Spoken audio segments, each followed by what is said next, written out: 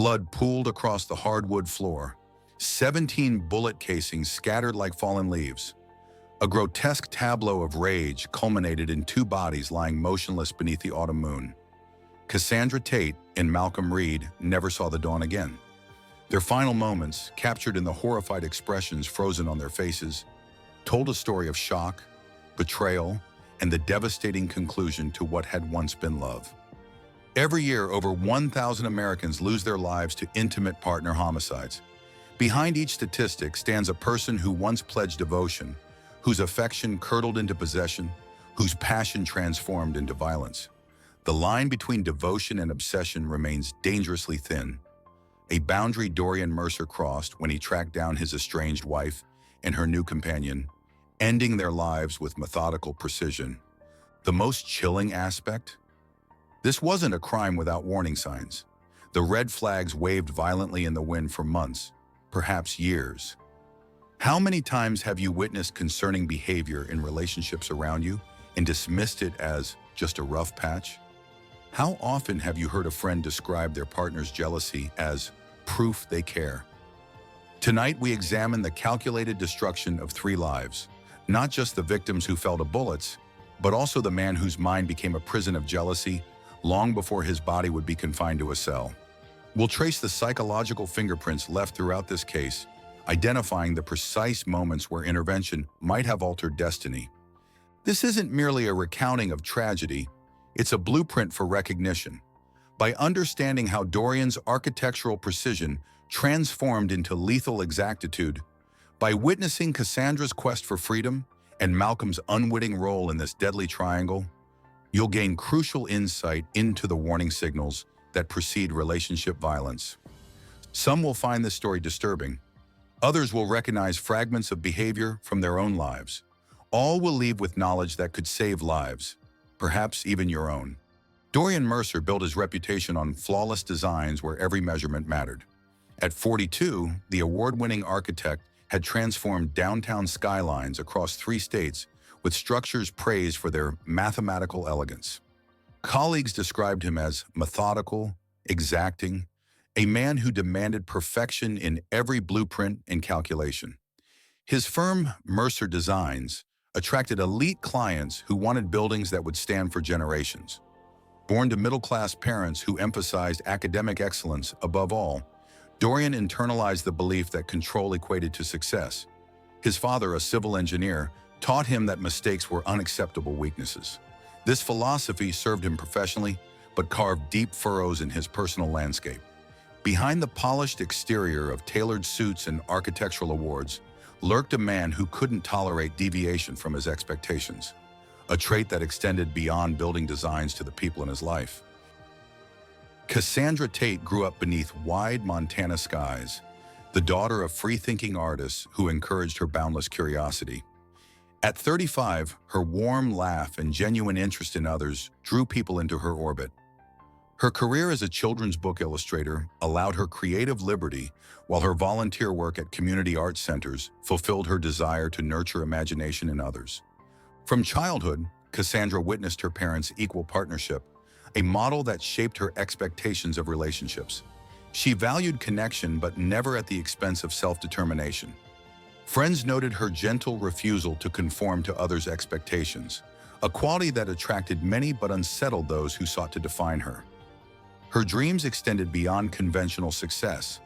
She longed for authentic experiences, meaningful work, and partnerships that enhanced rather than constrained her essence. Their meeting at a charity gala 8 years prior seemed orchestrated by fate, the structured architect captivated by the free-spirited illustrator. Early years glowed with the thrill of complementary differences. Dorian found peace in Cassandra's spontaneity, while she appreciated his stability. Their wedding vows, exchanged on a cliff overlooking the ocean, promised balance and growth together. 3 years into marriage, hairline fractures appeared.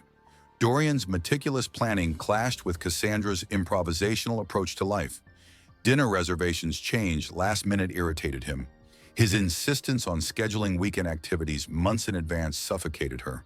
Their conversations, once flowing with curiosity and laughter, became negotiations. Friends noticed the shift, how Cassandra's animated expressions dimmed in Dorian's presence. how his jaw tightened when she expressed independent thoughts. The foundation, built on attraction to difference, began crumbling under the weight of incompatible expectations. The first red flag waved during their honeymoon when Cassandra chatted with a local tour guide.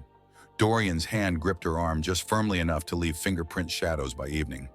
His apology came with flowers and seemed sincere, a pattern that would repeat with escalating frequency.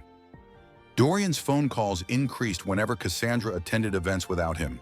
His questions, who was there, what they discussed, when exactly she left, disguised concern as care. He installed a home security system that tracked entry and exit times. Gifts arrived at her workplace, marking his territory through public displays of affection. Her art studio, once her sanctuary, received unexpected visits from Dorian, just checking in. Friends who raised concerns were gradually excluded from their social circle. Cassandra's calls to family shortened, then grew infrequent. The transformation happened so gradually that few recognized the isolation until it was complete. A masterful construction of control built one small restriction at a time. Would you recognize the warning signs before violence erupted? The patterns we've just witnessed in Dorian and Cassandra's relationship exist in thousands of homes across the country right now. Think about your own circle. A friend whose partner constantly texts asking their whereabouts. A family member who needs permission before making decisions. A colleague whose vibrant personality has gradually faded. These subtle shifts often go unnoticed until they culminate in tragedy. The most dangerous relationship red flags rarely announce themselves with dramatic confrontations. Instead, they hide behind seemingly protective gestures, excessive attention, and the slow restriction of independence. If this story resonates with you or brings someone to mind, hit that like button right now. Share your observations in the comments below. Your insight might help someone recognize their own situation before it's too late. Have you ever noticed subtle changes in someone close to you that later revealed a troubling relationship dynamic? What were the first signs that something wasn't right? The first concrete sign of Dorian's psychological shift appeared 6 years into their marriage, when Cassandra received a promotion requiring occasional travel. Rather than celebrating her success, Dorian spent the night reviewing her work contracts, questioning whether travel was mandatory or voluntary. The next morning, Cassandra discovered app notifications on her phone, a location tracking service Dorian had installed for her safety. When confronted, he presented it as an act of protection rather than surveillance. Within months, his architectural firm began losing clients. 3 major projects fell through when Dorian's demands for control extended beyond reasonable professional boundaries. His employees noticed concerning changes, explosive reactions to minor deviations from his instructions, obsessive rechecking of completed work, and late-night emails detailing perceived failures. His once meticulous attention to detail transformed into paralyzing perfectionism. Meanwhile, he maintained a facade of normality to outsiders. "Everyone thinks we're the perfect couple," he told Cassandra during arguments, establishing the first subtle lie in our narrative, the illusion of domestic harmony that masked growing dysfunction. This deception wasn't just meant for acquaintances. Dorian himself desperately clung to this fiction, despite mounting evidence to the contrary. Dorian's professional training became weaponized in his personal life. Just as he designed buildings with predetermined pathways and controlled environments, he attempted to architect Cassandra's daily existence. He redesigned their home office to face her desk toward the door, allowing him to monitor her screen. He installed smart home features that logged entry and exit times, disguising surveillance as technological convenience. His phone calls followed a pattern psychologists identify as checking behaviors, questions designed not for genuine connection, but to verify her story. Who exactly was there? What specifically did you discuss? Why didn't you answer on the second ring? Each inquiry came with the expectation of immediate, detailed responses. During a dinner party, Cassandra laughed at a colleague's joke. Later that night, Dorian meticulously dissected her behavior, questioning her loyalty based on this fleeting interaction. His accusations followed a recognized cycle: suspicion, interrogation, temporary relief, then renewed suspicion regardless of evidence. Clinical psychologists define obsessive jealousy as pathological preoccupation with a partner's perceived infidelity. without substantial evidence to support these concerns.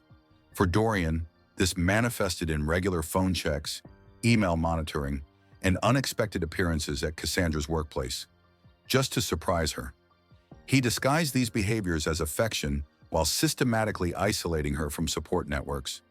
Former colleagues noted Dorian's transformation during this period. The man who once inspired architectural innovation became fixated on detecting flaws, both in buildings and relationships. His presentations, once confident and visionary, became defensive and rigid. One associate recalled Dorian abandoning a meeting to call Cassandra repeatedly when she didn't immediately respond to a text. What makes obsessive jealousy particularly dangerous is its self-reinforcing nature. Each action taken to alleviate suspicion, checking messages, restricting a partner's movements, demanding constant contact, temporarily reduces anxiety but reinforces the underlying pathological thought patterns, creating an escalating cycle. Mental health professionals identify several behavioral indicators that Dorian exhibited. 1. Information control. Dorian demanded complete transparency from Cassandra while maintaining privacy about his own activities, creating an information imbalance that fostered dependency. 2. Reality distortion. Minor interactions with others became evidence of betrayal. A waiter's friendly service or a colleague's compliment transformed into perceived threats to their relationship. 3. Sleep disruption. Dorian frequently woke Cassandra for questioning, using sleep deprivation as a means of reducing her emotional resilience and cognitive clarity. 4. Financial monitoring. Joint accounts became tools for scrutiny, with Dorian questioning even small purchases and gradually restricting Cassandra's financial independence. 5. History revision. Past events were reinterpreted to fit his narrative of betrayal. The compassionate architect who had once encouraged Cassandra's independence now claimed he had always known she would eventually betray him. These warning signs accumulated like stress fractures in a compromised structure, invisible to casual observers, but potentially catastrophic under pressure. The foundation that would eventually crumble beneath their relationship was being systematically weakened, one controlling behavior at a time. Malcolm Reed entered Cassandra's life not as a romantic prospect, but as a client seeking illustrations for his travel journalism series. At 38, his writing had taken him across 5 continents, documenting human stories in remote locations. His easy confidence came not from domination, but experience. A man comfortable with uncertainty and respectful of cultural differences.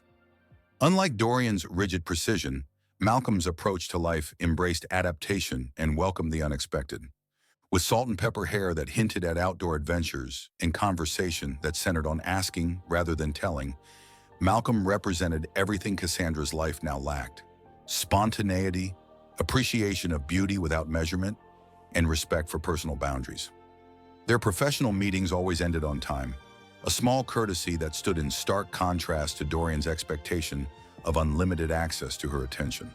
Their professional relationship maintained appropriate boundaries for months. The shift began gradually during a collaborative project requiring extended working sessions. Malcolm noticed Cassandra checking her phone anxiously when messages arrived, the subtle tightening around her eyes when Dorian's name appeared on her screen.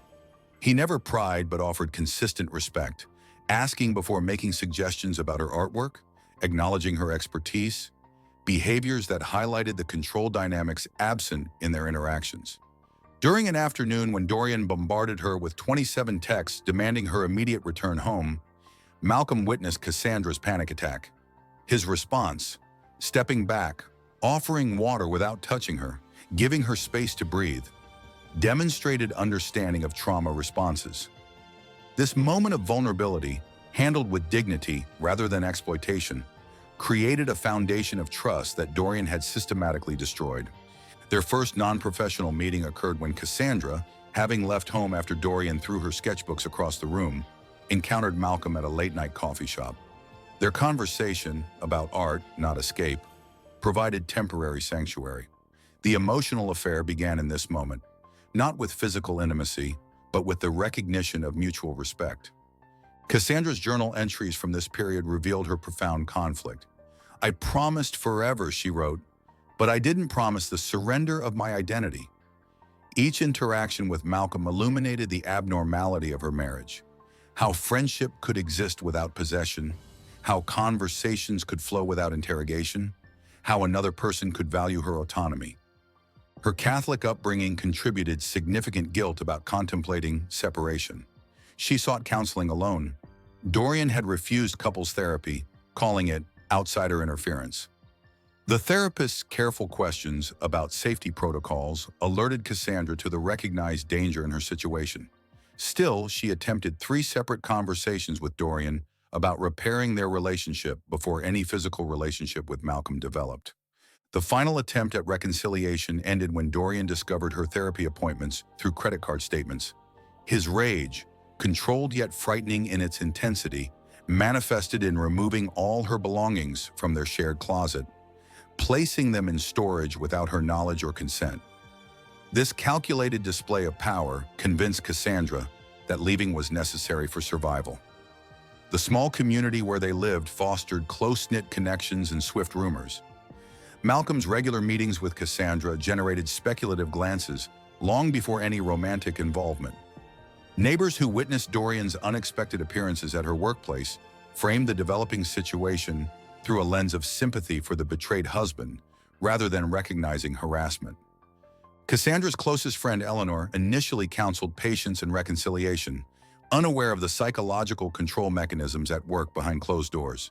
Marriage takes compromise, she advised, unintentionally reinforcing Cassandra's hesitation to leave.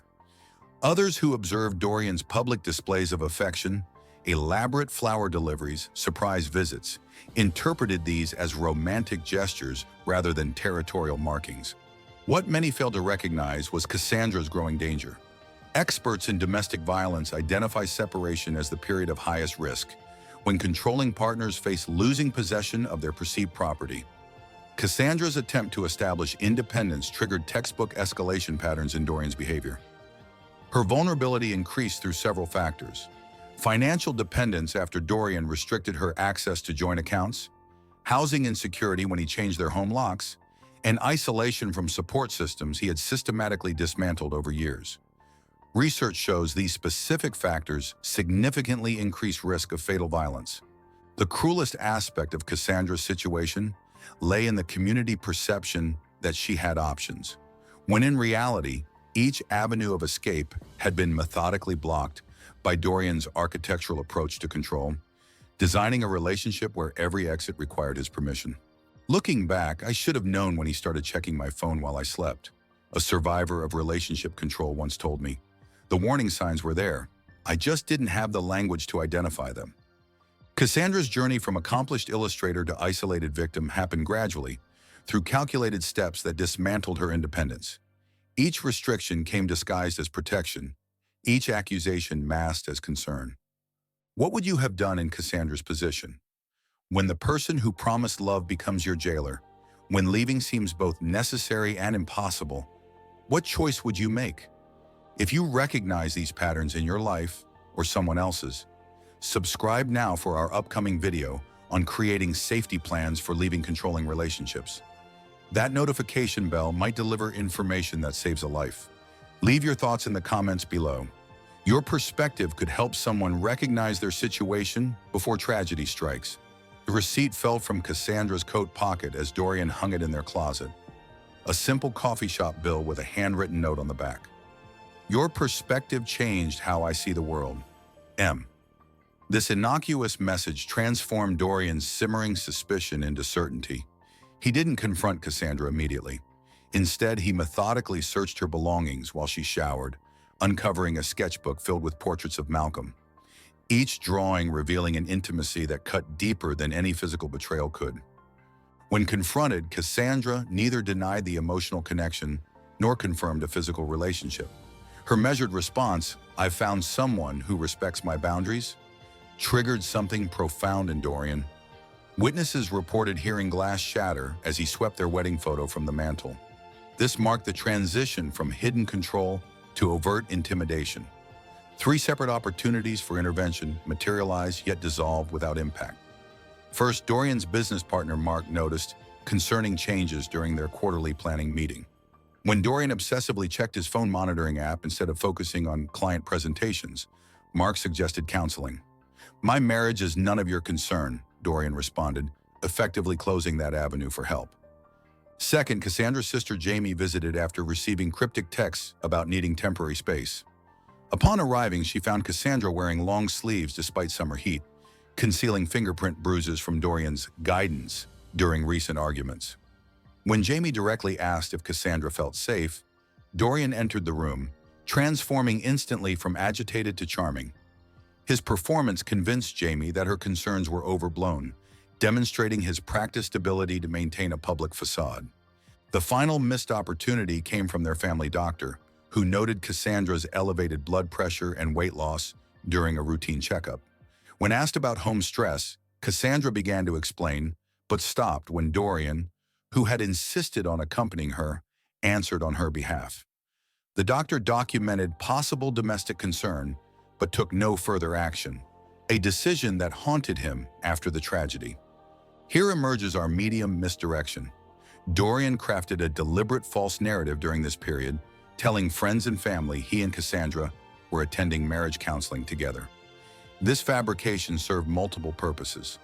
It deflected concern from those who noticed tension, positioned him as committed to reconciliation, and most importantly, provided a reasonable explanation for their time apart while he conducted surveillance.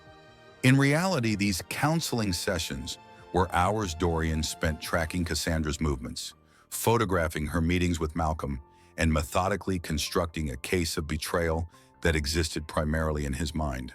The counseling story represented his most calculated deception, a smokescreen that allowed his dangerous obsession to intensify without interference.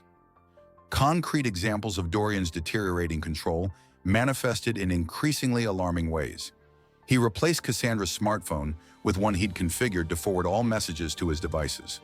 When she attempted to maintain privacy by purchasing a second phone, he cut up her credit cards, claiming financial consolidation during a difficult period.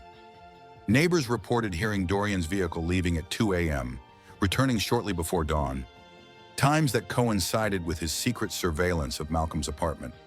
Store receipts later found in his possession showed purchases of binoculars, a telephoto lens, and voice-activated recording devices. His architectural firm partners noted his increasingly erratic schedule and diminished work quality. Drawings submitted for major projects contained unusual error patterns. Measurements were precise where Cassandra might visit, coffee shops, art supply stores, but grew sloppy in other areas. One blueprint contained Malcolm's address, annotated in the margins, disguised as a delivery location. Most concerning was Dorian's sudden interest in Cassandra's daily schedule after months of apparent emotional withdrawal. His questions shifted from accusatory to information gathering, asking not, "Who were you with?" but "What time exactly do you finish your meeting tomorrow?"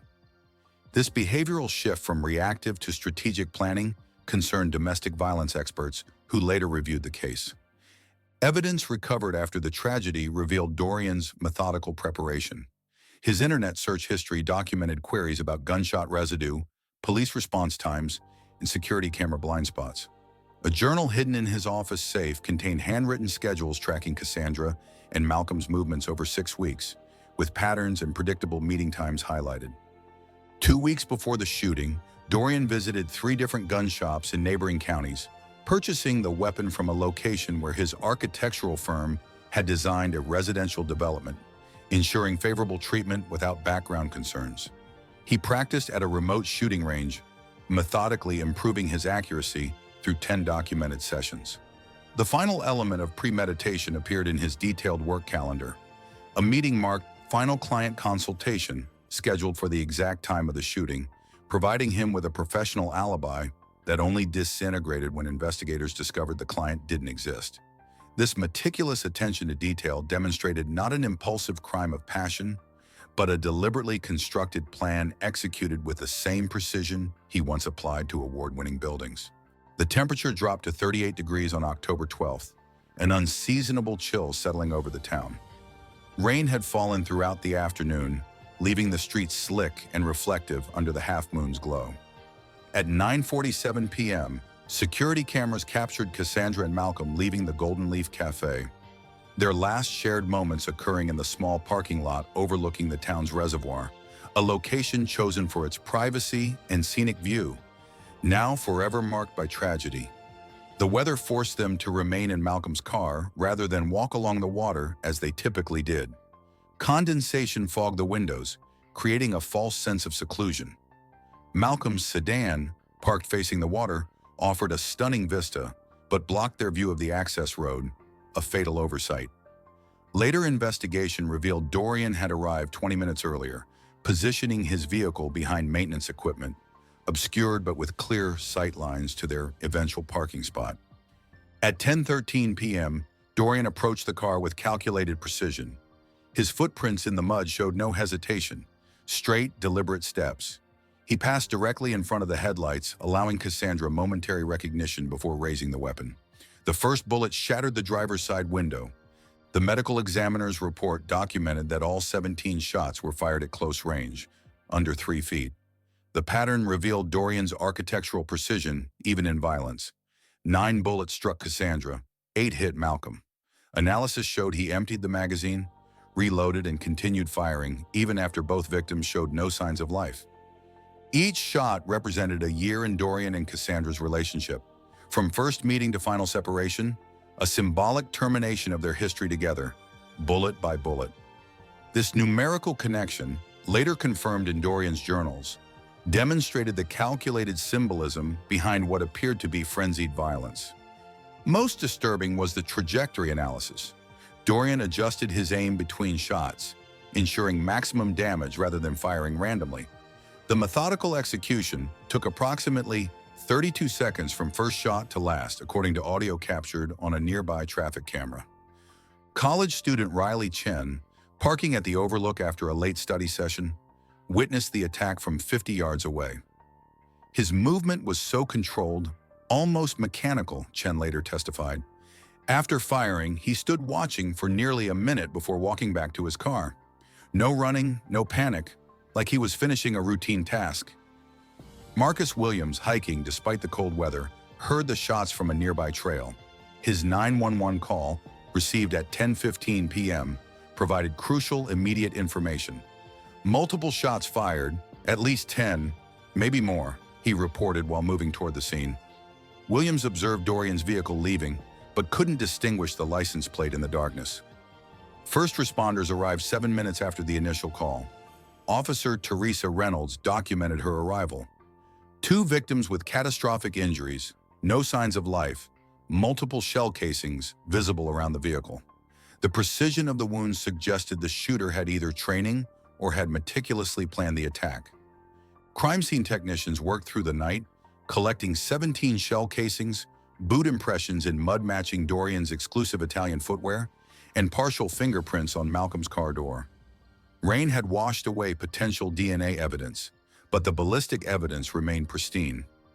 Inside Malcolm's vehicle, investigators found a notebook containing illustrations Cassandra had created. Relationship safety plans disguised as fictional story concepts. These drawings later revealed her awareness of the danger and attempts to plan an escape from Dorian's control. Her phone contained unsent messages to domestic violence hotlines, suggesting she recognized her peril, but remained hesitant to take definitive action. The most chilling evidence came from Malcolm's smartwatch, which recorded both his final heartbeats and an audio fragment. His last words, "Is that your husband?" indicated he recognized Dorian moments before the first shot, confirming the victims were aware of their killer's identity. By morning, news had spread through the community. Impromptu gatherings formed outside the crime scene, with flowers accumulating despite police barriers. The downtown coffee shop where Cassandra and Malcolm often met closed for 3 days. A handwritten sign simply stating, "Mourning our friends." The architectural firm where Dorian had built his reputation issued a terse statement expressing shock and separating themselves from his actions. Former clients canceled contracts, unwilling to associate with buildings designed by a man capable of such violence. Cassandra's art students from the community center created a memorial of drawings and paintings, each depicting moments of her kindness and encouragement. This display, originally temporary, became a permanent installation advocating for relationship violence awareness. Perhaps most telling was the silence from those who had observed the controlling dynamics of Dorian and Cassandra's relationship. Neighbors who had witnessed concerning incidents now expressed regret for their inaction, creating a collective examination of responsibility that would transform community attitudes toward intervention. 17 bullets, 2 lives extinguished, 3 families shattered forever. Now ask yourself, what if someone had recognized Dorian's controlling behaviors as dangerous rather than dismissing them as overprotective? What if Cassandra's attempts to seek help hadn't been met with marriage takes work platitudes? What if Malcolm's concerns about her safety had been taken seriously? The most devastating aspect of this tragedy is how preventable it was. Every warning sign was visible, every red flag waved in plain sight. If you recognize these patterns in a relationship, yours or someone else's, share this video now. Your action could interrupt a sequence of events already in motion. Could this tragedy have been prevented? The answer haunts everyone connected to this case.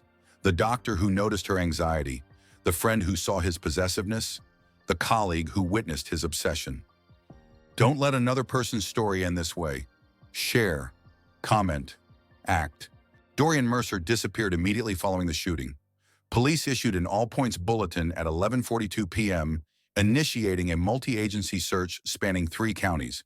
His credit card registered a gas station purchase 47 miles north at 12:17 a.m., suggesting calculated escape rather than panicked flight. Investigators secured search warrants for both the marital home and Dorian's office by 3 a.m. The residential search yielded minimal evidence. Dorian had methodically removed personal items days before the shooting. His office, however, contained the motherlode, detailed surveillance logs, maps marked with Cassandra's regular locations, and a hidden safe containing the pivotal evidence that would reshape the entire investigation. By dawn, facial recognition software identified Dorian at a bus terminal in a neighboring state. Tactical teams apprehended him without incident at 6:23 a.m. as he attempted to board a cross-country bus using a prepaid ticket purchased weeks earlier. He offered no resistance and spoke only 5 words upon arrest. "She belonged with me, not him."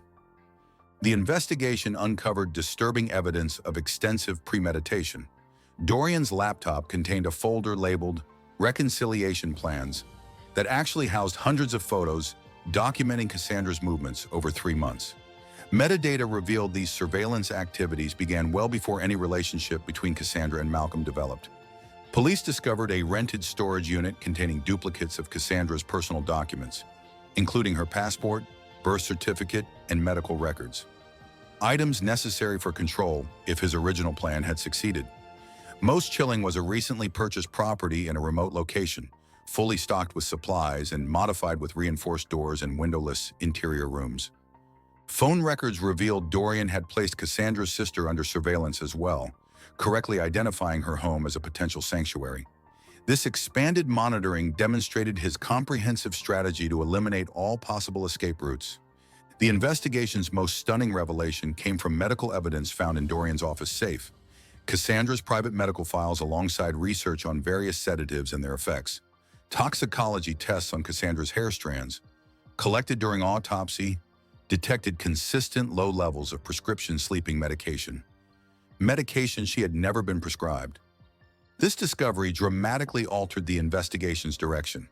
Dorian had been systematically drugging Cassandra for at least 7 months before her death, likely adding medication to her evening tea.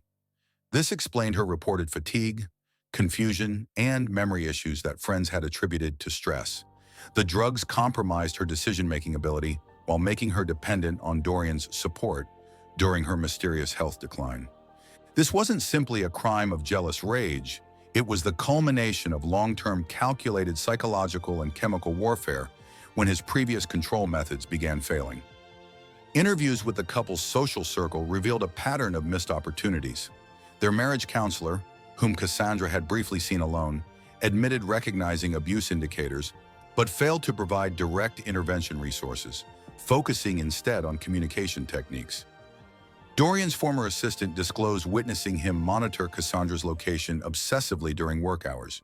He would interrupt client meetings to check his tracking app, but we all assumed it was normal concern, she testified.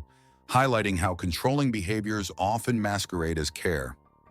Most revealing was Cassandra's best friend's testimony.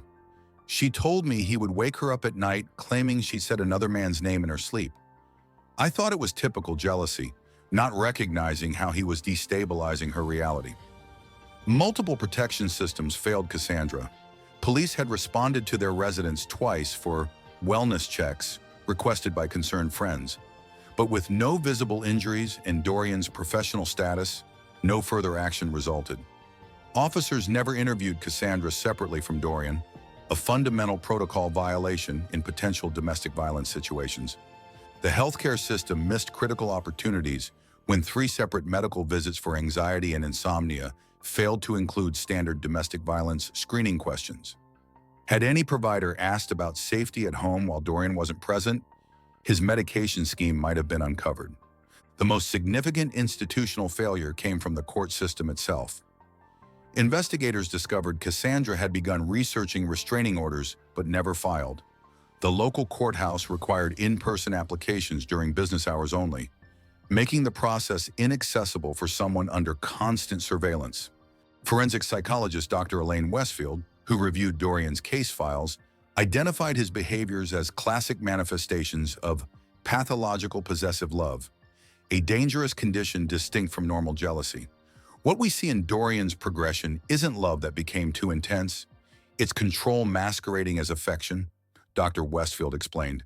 His journals reveal he didn't view Cassandra as a separate person with autonomous rights, but as an extension of himself, a possession he believed he was entitled to reclaim by any means necessary.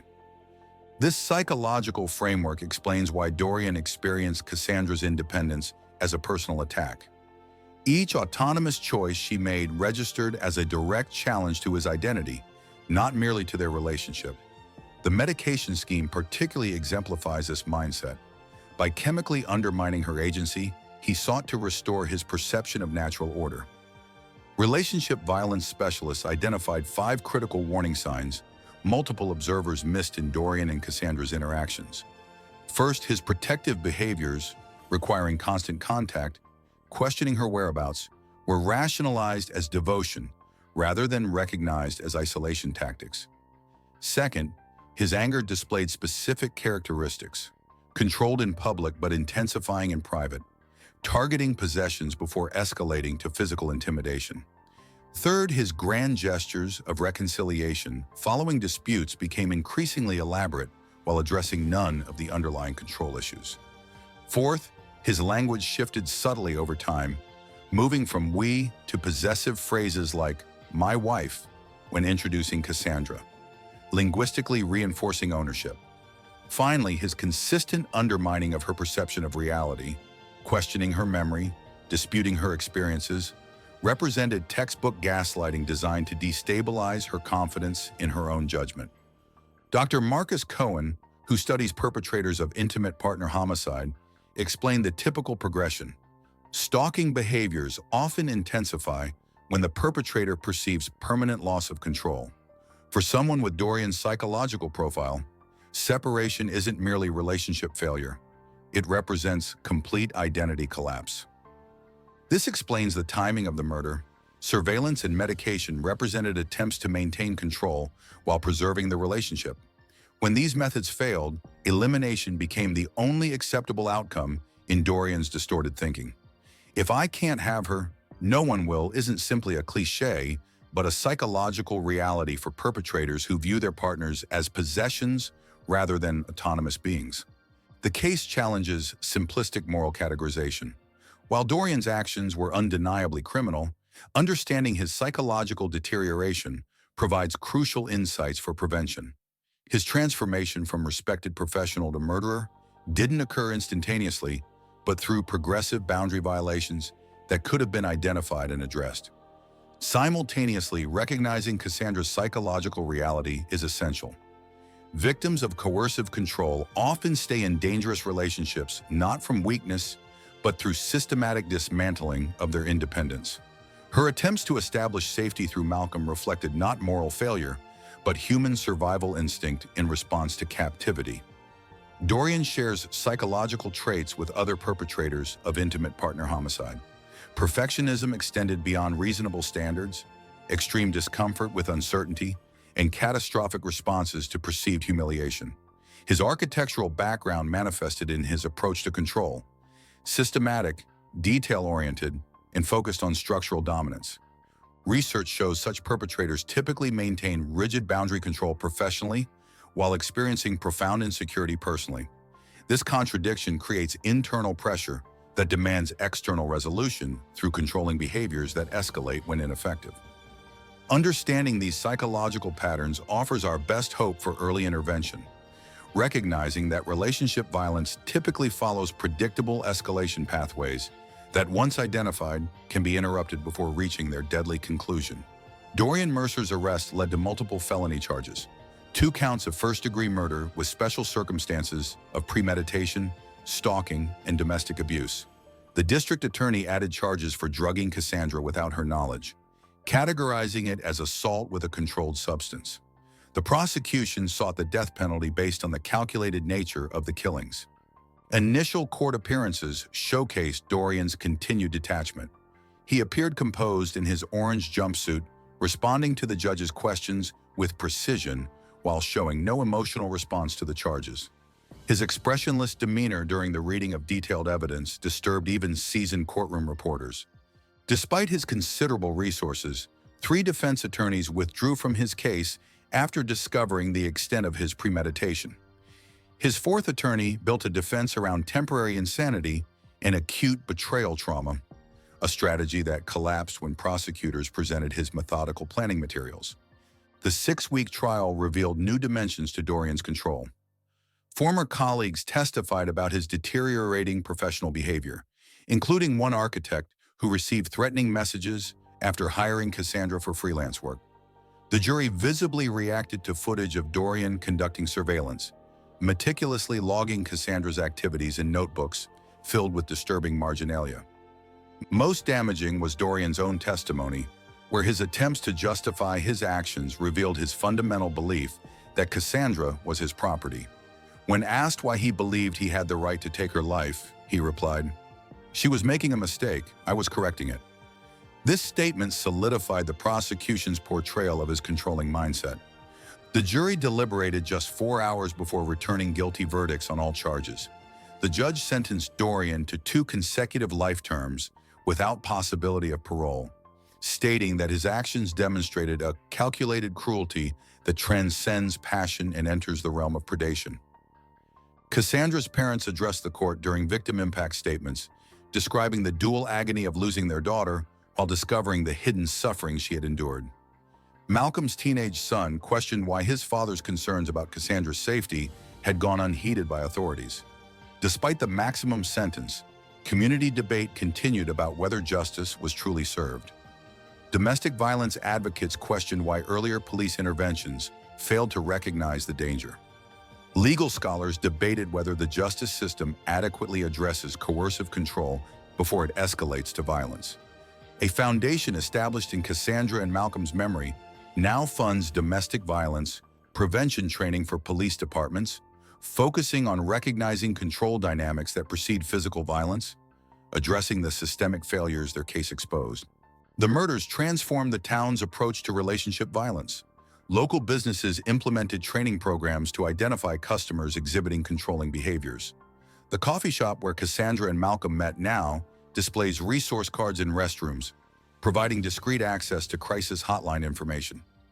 Annual community walks commemorating the victims have evolved into education campaigns about recognizing controlling relationships. Most significantly, former acquaintances who witnessed warning signs but remained silent now speak openly about their regrets. Their testimonials form the foundation of a documentary used in high school health classes nationwide, teaching teenagers to recognize unhealthy relationship dynamics before they intensify. The tragedy catalyzed concrete prevention measures. The Cassandra Tate Foundation now funds free rideshare programs for anyone feeling unsafe in relationships, eliminating transportation barriers to escape.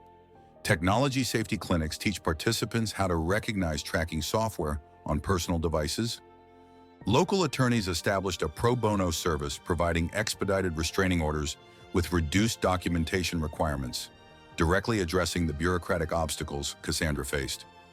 This model program has been replicated in 17 counties across the state. Police departments in the region completely overhauled domestic violence response protocols. Officers now receive specialized training in identifying coercive control patterns and conduct separate interviews with reporting parties and their partners. The department implemented a flagging system for addresses with multiple wellness checks, triggering automatic follow-up from domestic violence specialists. Most importantly, pharmaceutical screening became standard procedure in suspected control cases, a direct response to Dorian's medication scheme that went undetected until too late. Media coverage evolved from initial sensationalism to substantive examination of relationship violence. Early headlines focused on the shocking nature of the crime, while later reporting explored systematic failures that enabled Dorian's escalation. Public reaction demonstrated increased awareness of controlling behaviors, with social media commentary showing reduced victim blaming and greater recognition of the challenges facing those attempting to leave dangerous relationships. The case now appears in journalism school curricula as an example of responsible reporting on domestic violence cases that emphasizes prevention rather than merely recounting tragedy. The murders of Cassandra Tate and Malcolm Reed represent more than isolated violence. They illuminate patterns present in thousands of relationships today. Safety experts identify 5 crucial indicators that differentiate controlling behavior from genuine care: isolation from support networks, monitoring communications, restricting financial independence, rewriting reality through gaslighting, and punishing autonomous choices. Protection begins with recognition. Notice when someone's relationships gradually disappear, when their phone use triggers anxiety, when they require permission for basic decisions. These behavioral shifts don't occur overnight but accumulate gradually, making them difficult to identify without conscious awareness of the pattern. For those experiencing control dynamics, remember that abusers target strong individuals, not weak ones. The very qualities that make you appealing, independence, compassion, resilience, threaten controlling personalities. Your strengths become targets precisely because they represent freedom. This case exists in uncomfortable moral territory. While Dorian bears complete responsibility for his actions, the tragedy exposes our collective hesitation to intervene in private matters. Everyone from neighbors to medical professionals witness concerning behaviors, yet justified inaction through social conventions about relationship privacy. What responsibility do we bear when we notice concerning patterns but remain silent? At what point does respecting privacy become enabling harm? The community's retrospective guilt suggests we intuitively understand the answer, but struggle to act on it in real time. Perhaps most unsettling is recognizing how society unintentionally facilitates control. When we romanticize jealousy as proof of devotion, when we dismiss monitoring as protectiveness, when we frame controlling behavior as masculine care, we create cultural permission structures that dangerous individuals exploit. Our narratives about love sometimes provide cover for its opposite. Experts recommend concrete steps for those concerned about relationship dynamics. Maintain separate financial accounts and emergency funds. Keep copies of essential documents with trusted friends. Create predetermined code words that signal danger to support people. Document concerning behaviors with timestamps, establishing patterns rather than isolated incidents. For those supporting someone in concerning relationships, avoid judgment and ultimatums. Instead, maintain connection, express specific concerns without attacking their partner, and provide resources without demanding immediate action. Remember that leaving increases danger. Preparation and timing are crucial for safety. The legacies of Cassandra and Malcolm extend beyond their deaths. Educational programs bearing their names have reached thousands of young people. Laws strengthening protection for vulnerable partners have passed in multiple states. Their story continues saving lives through increased awareness. Yet questions remain that haunt this case. How do we balance privacy with protection? At what point does concern justify intervention? Can we create systems that identify dangerous escalation without overreaching into personal relationships?